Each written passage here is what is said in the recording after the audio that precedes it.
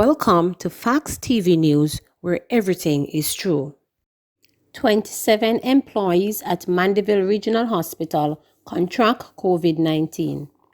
The surge in COVID-19 cases in the central Jamaica parish of Manchester is taking its toll on frontline workers at the all-important Mandeville Regional Hospital, with 27 employees of the theatre and high dependency unit at the facility testing positive for the virus.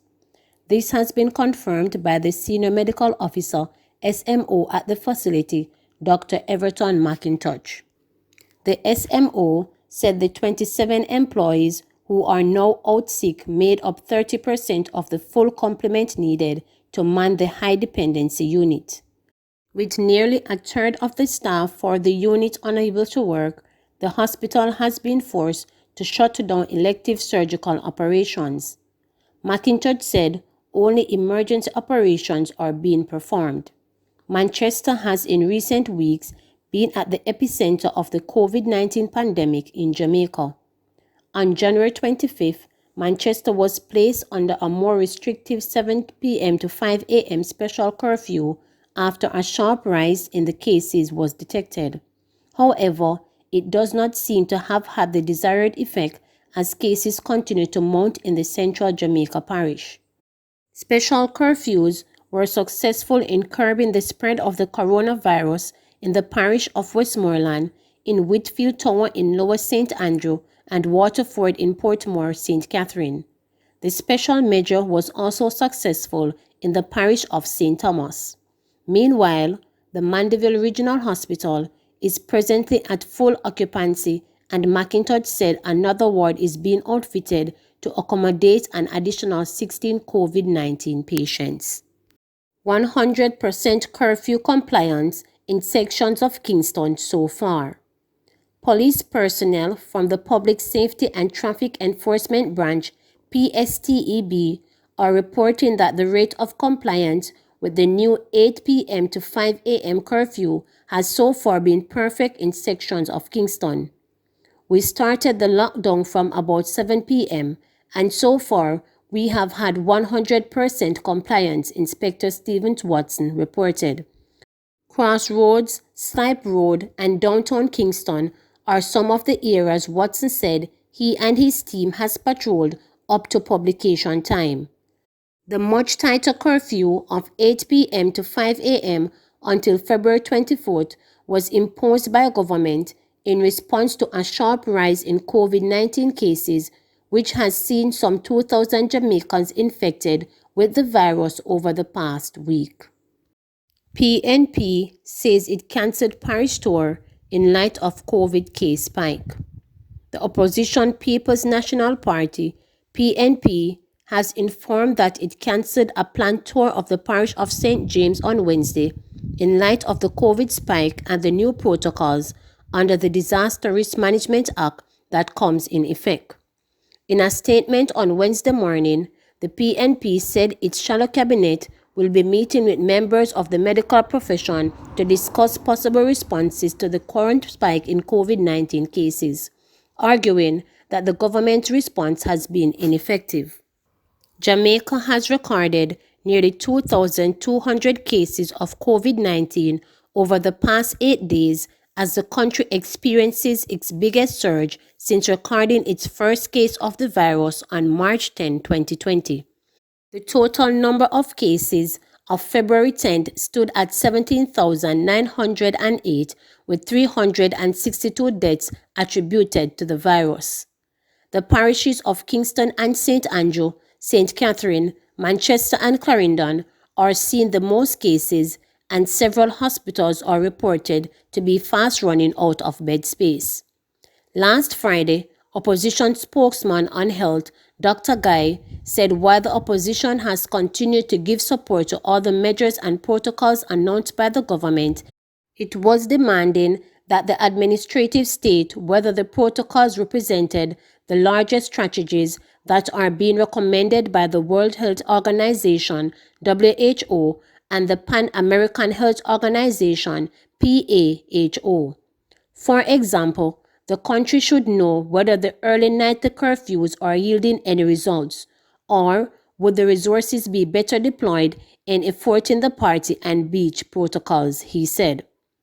Guy called for stepped-up social marketing programs to ensure that all sectors of the society are fully engaged and have a clear understanding of the continuing danger posed by the virus to all social and demographic groups. While Prime Minister Andrew Holness announced tighter curfew hours of 8 p.m. to 5 a.m. daily for the next 2 weeks beginning Wednesday, and defended that the measure while arguing that it had been shown to curtail movements, thus reducing the spread of the virus, he did not speak to the party and beach protocols. Short boss charged with daytime murder in Morant Bay. The St. Thomas police have arrested and charged 39-year-old Mario Downer, otherwise called Short Man or Short Boss, of Martinique Crescent Retreat in the parish, with murder following an incident along Church Street in Morant Bay in the parish on February 4th. The deceased is 30-year-old Hossein Homroy, a taxi operator of Seaford District in St. Thomas. Reports from the police are that about 12:50 p.m., the two men got into an altercation during which a knife was used to stab Homroy. He was rushed to hospital where he died while undergoing treatment. Downer was later arrested and was charged following a subsequent question and answer interview with investigators. A date for his appearance in court is being finalized by the police.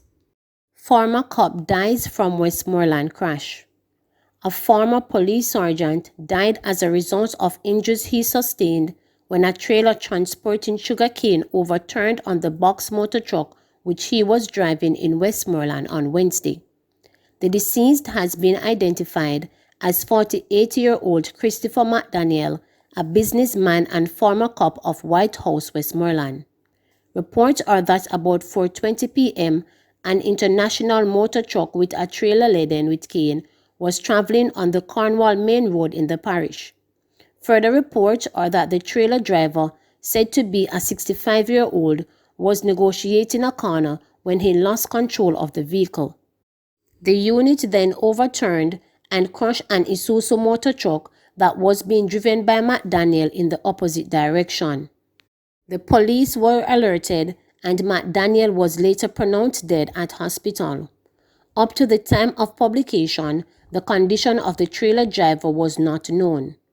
While serving as a police officer, McDaniel was convicted in December of 2018 for the offenses of possession and trafficking 2,445 pounds of ganja. He was fined 15,000 or 12 months in prison for possession of ganja and 7,500 or 18 months in prison for trafficking. Additionally, he was also sentenced to 12 months in prison, suspended for 3 years. The sentences were handed down in the Hanover Parish Court on February 1, 2019. It was reported that in July 2017, a truck that was being driven by McDaniel, who was then a police sergeant, was intercepted in Green Island, Hanover. The truck contained 48 knitted bags with ganja weighing at a total of 2,445 pounds, according to evidence that was led in court. The cop, along with 2 other men, were arrested and charged. One of the men pleaded guilty, while the other was freed of the charges against him. At the trial, McDaniel insisted that he had no knowledge that ganja was inside the vehicle, which he claimed belonged to a relative of his. He insisted that he had been called to drive the truck for someone. However, he was found guilty by Senior Parish Judge Sharon Barnes at the end of the trial. iPhone thief catches lock break over stupid act. A 21-year-old man who posed as a buyer to rob a woman of her cell phone was let off easy after pleading guilty to the act in the Kingston and St. Andrew Parish Court. Chief Parish Judge Chester Crooks sentenced Everton Lumsden to 12 months imprisonment at hard labor while describing the convict's action as stupid. However, Crooks suspended the sentence for 2 years, which means Lumsden will not be going to prison for this crime unless he convicted of another offense within the 2-year period.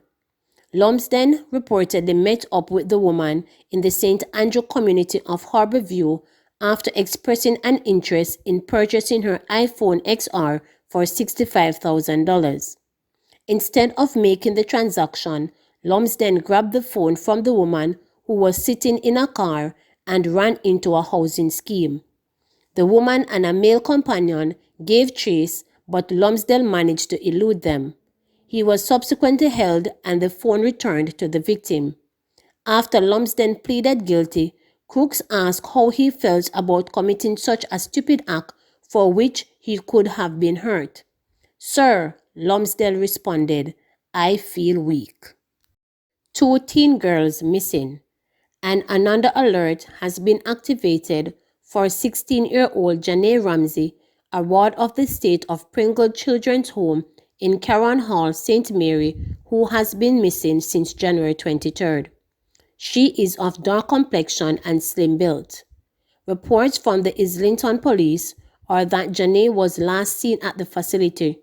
Her mode of dress and the time she went missing are unknown, and she has not been heard from since. Anyone knowing the whereabouts of Janae Ramsey is being asked to contact the Islington police at 876-994-4444, Police 119 emergency number, or the nearest police station. And another alert has also been activated for 15-year-old Shamoya Blair of Qualton, Riversdale in St. Catherine, who has been missing since Sunday. She is of brown complexion, medium built, and about 168 centimeters tall. Reports from the Riversdale police are that Shamoya was last seen at her home about 7 p.m., dressed in a blue dress and a pair of slippers. She has not been heard from since. Anyone knowing the whereabouts of Shamoya Blair is being asked to contact the Riversdale police at 876-903-7539, Police 119 emergency number, or the nearest police station. Please remember to subscribe, like, share, and click the notification bell for daily updates.